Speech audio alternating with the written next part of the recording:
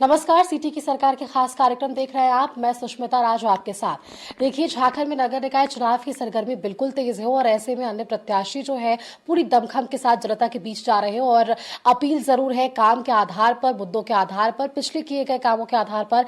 इन तमाम मुद्दों के साथ अन्य प्रत्याशियों की क्या है तैयारी और किस तरह से वे जनता के बीच जा रहे हैं।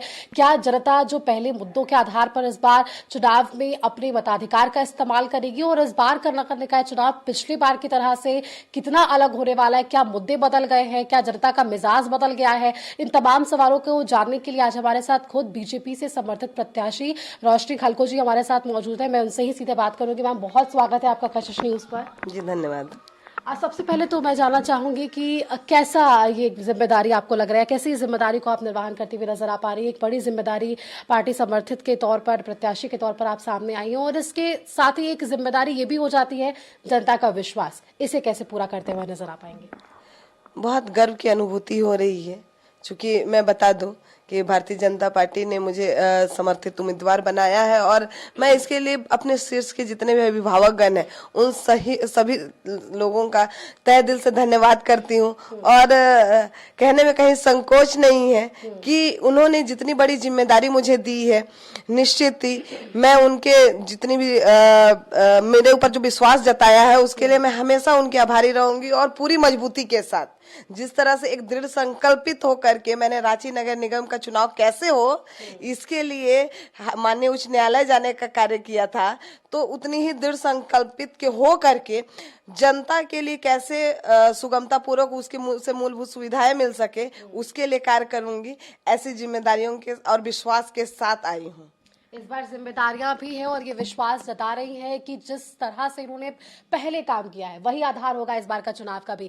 लेकिन आप जनता के बीच भी जा रही होंगी, जनता क्या चाहती है, जनता का मिजाज क्या कहता है? क्योंकि देखिए, ये एक वो चुनाव है जो आम जनता से सीधे किसी व्यक्ति को जोड़ता है। तो आम जनता से आपका जुड़ाव कैसा और जनता से रिस्पॉन्स कैसा? जनता, इसे जनता मत कहिए, ये मेरा परिवार है। रांची राजधानी पूरा मेरा परिवार है और इस परिवार ने मुझे बेटी की तरह स्वीकारा है।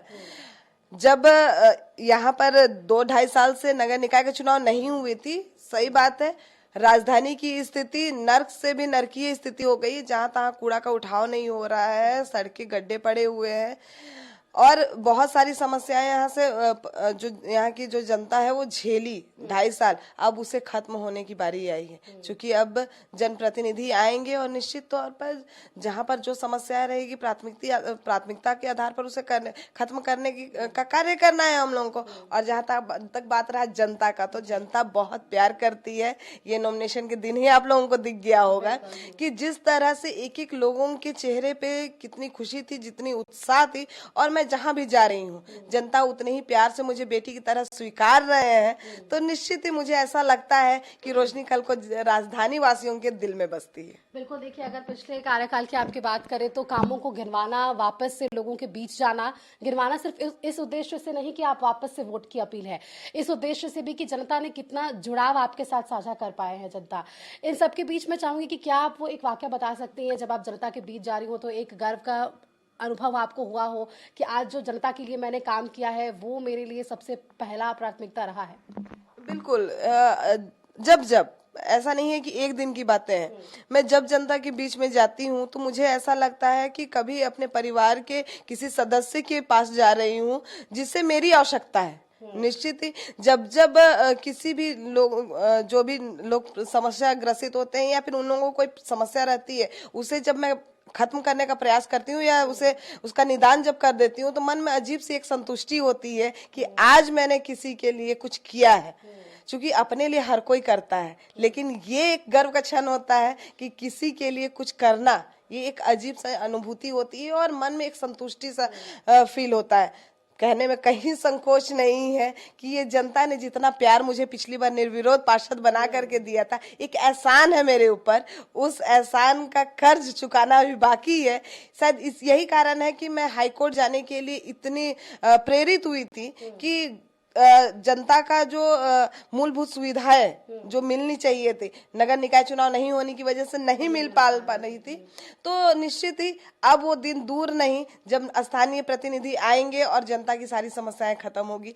तो मुझे बहुत संतुष्टि होती है इस बात का कि कम से कम किसी के हम लोगों के एक पहल से, माननीय उच्च न्यायालय के दबाव से इस सरकार झुक करके चुनाव कराने के लिए मानी, तो जनता को एक आस तो दिखा, किरण की एक लौ तो दिखी कि हाँ अब चुनाव होंगे, स्थानीय प्रतिनिधि आएंगे और हमारी समस्याएं खत्म होंगी। चलिए, अगर आपने इस मुद्दे को उठाया है तो इस पर आगे बातचीत और बढ़ा ही लेते हैं, क्योंकि आपने कहा आपके दबाव से। नहीं, मेरे दबाव से नहीं, पार्टी के दबाव से। नहीं, मैंने ये कहा कि हम लोगों ने माननीय उच्च न्यायालय में अपील की और माननीय उच्च न्यायालय का दबाव था, तब जाकर के ये सरकार ने निकाय चुनाव कराने के लिए मानी। अगर आप अपील नहीं करते तो ये शायद नहीं होता इस बार भी। देखिए, सरकार की मंशा तो ऐसी ही लगता है, और ये मेरी अपील नहीं थी।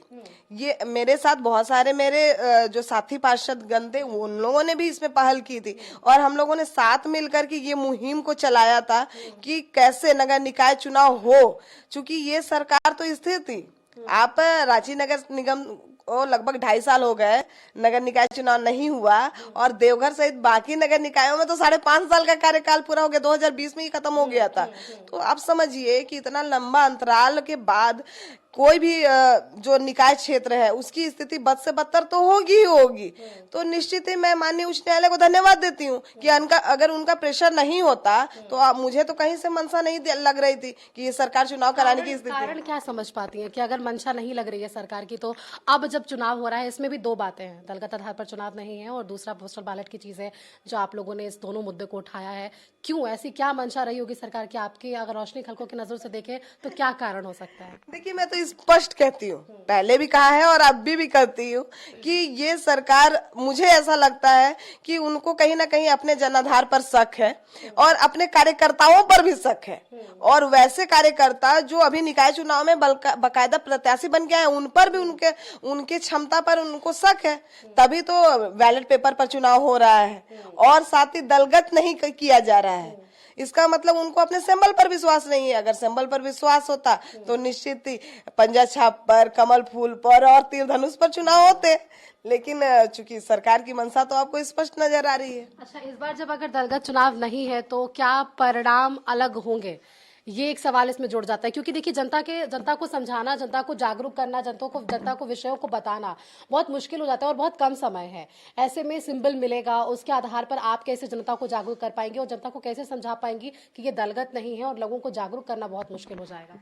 बहन, सबसे पहली बात ये है कि हम भारतीय जनता पार्टी के कार्यकर्ता हैं और मेरे जैसे हजारों कार्यकर्ता आपको राजधानी में गली चौराहों पर किसी की मदद करते हुए और किसी रोजमर्रा की उन लोगों को सुविधाएं देने के लिए लगातार प्रयास करते रहते हैं।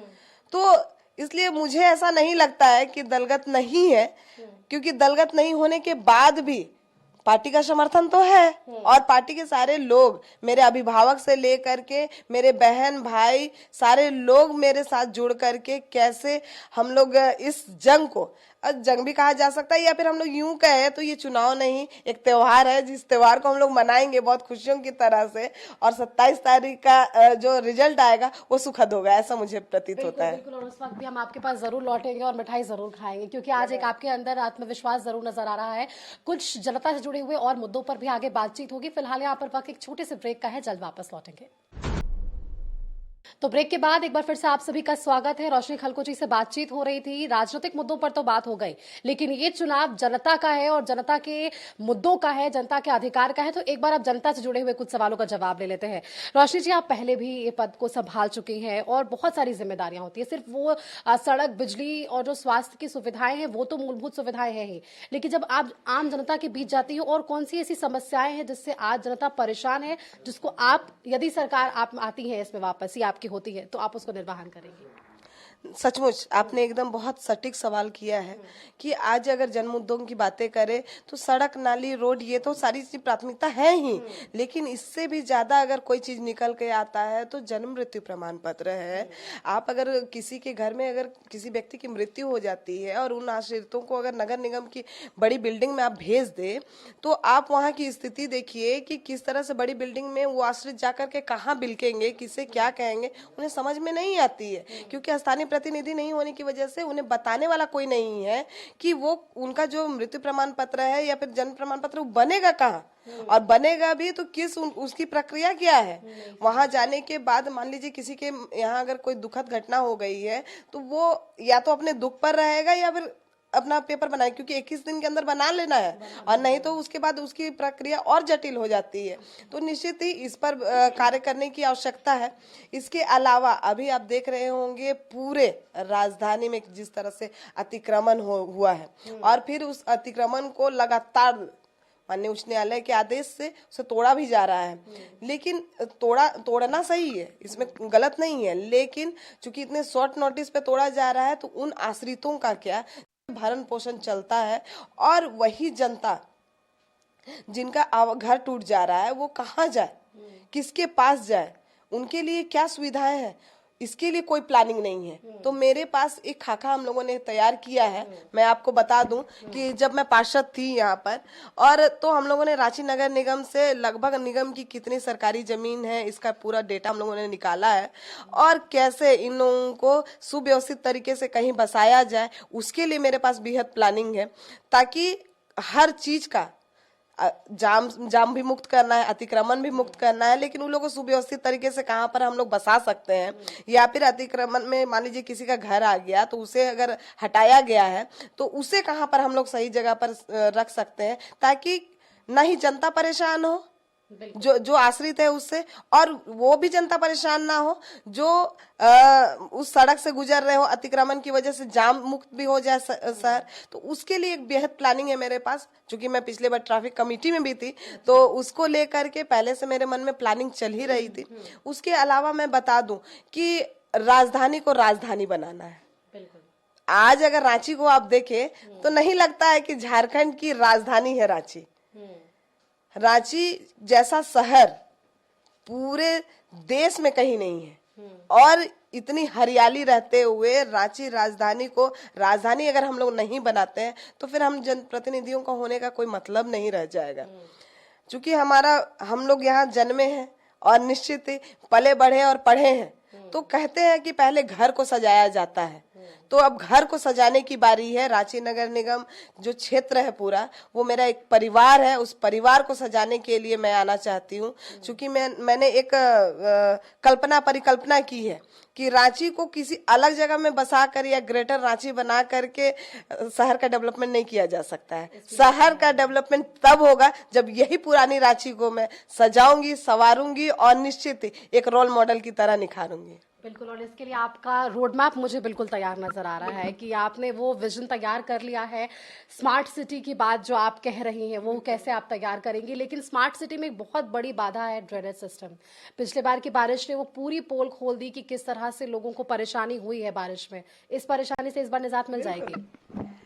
एकदम आप निश्चिंत रहें इसके लिए। मैंने पहले ही कहा था कि मेरे पास हर चीज के लिए रोड मैप मैंने बना करके रखा हुआ है। एकदम 1 महीने पहले ही हम लोगों ने इसकी तैयारी कर ली है, और निश्चित ही अगर राज्य सरकार अनुमति देंगे और विभाग के साथ मिल करके हम लोग समन्वय बैठा करके राज्य सरकार, केंद्र सरकार और नगर निगम तीनों को एक साथ समन्वय बैठा करके किस तरह से कार्य करना है वो उस पर मैं पहल करूंगी।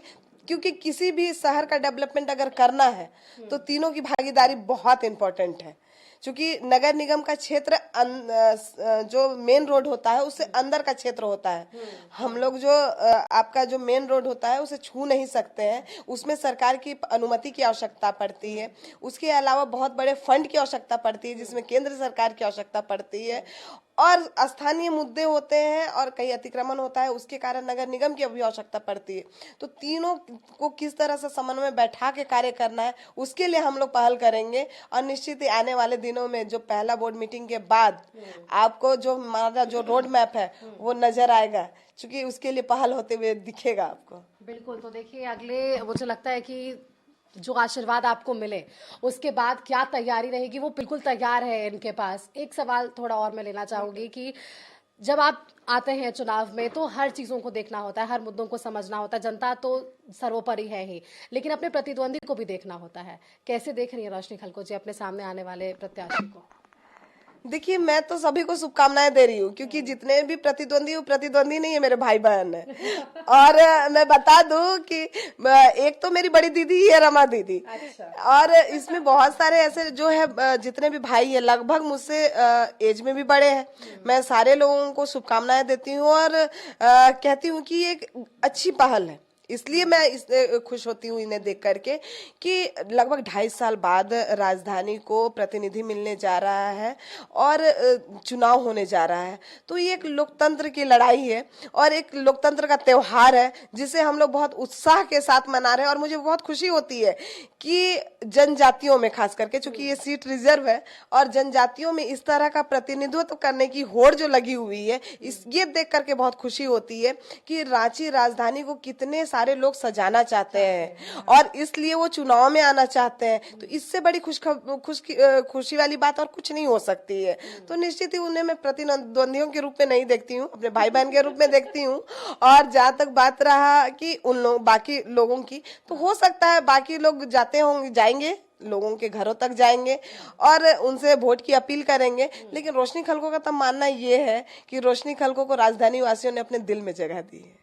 चलिए, वो दिल में जगह है और दिल की आवाज से क्या आप अपील करनी चाहेंगे आज हमारे दर्शकों के और हमारे चैनल के माध्यम से अपनी आम जनता से कि इस बार का चुनाव में रोशनी खलको बाकी से अलग क्यों और किस लिए आपको वोट किया जाए? रोशनी खलको एक बेटी की तरह आपके पास आई है। क्योंकि रोशनी खलको जब कुछ भी नहीं थी, मामूली सी छोटी सी पार्षद थी, तब भी आपके बीच में खड़ी रहती थी। और जब जब किसी भी नागरिक को मेरी आवश्यकता पड़ी है या फिर जन मुद्दों को लेकर के जब जब आवाज उठाने की बारी आई है, तो ये रोशनी खलको सड़क में भी उतरी है और नगर निकाय के बिल्डिंगों में भी गरजी है। तो आप सबों से आग्रह है कि एक बार फिर से ये बेटी आप लोगों के बीच में आ रही है। इस पर वार्ड चुनाव से थोड़ा सा ऊपर उठ करके पूरे राजधानी को सजाने के लिए आ रही है। तो पूरे राजधानी वासियों से एक ही अपील मैं करती हूँ कि आप सभी अपने इस बड़े से परिवार में मुझे एक बेटी की तरह स्वीकारिए। यही आग्रह करते हैं आप लोग से कि जब ये बेटी आप बहुत प्यार से लेकर के आएंगे, तो निश्चित ही वो बेटी इस घर को सजाने का कार्य करेगी। धन्यवाद। चलिए, बहुत शुक्रिया मैम आपका हमारे साथ जुड़ने के लिए। तो ये थी रोशनी खलको जी, जिन्होंने अपने अनुभव को तो बिल्कुल बताया, अनुभव साझा किया और बताया कि किस तरह से जनता ने इन्हें आशीर्वाद पहले भी दिया है, काम धरातल पर हुआ है और उसी कागजी कामों में सिमटता हुआ नजर नहीं आएगा। और धरातल पर किस तरह से काम होगा, एक रोड मैप इनके लिए तैयार है, बस आशीर्वाद का इंतजार है। बहुत शुक्रिया मैम आपका हमारे साथ जुड़ने के लिए। तो कैमरामैन सूर्यकांत के साथ मैं सुष्मिता राज, कशिश न्यूज, रांची।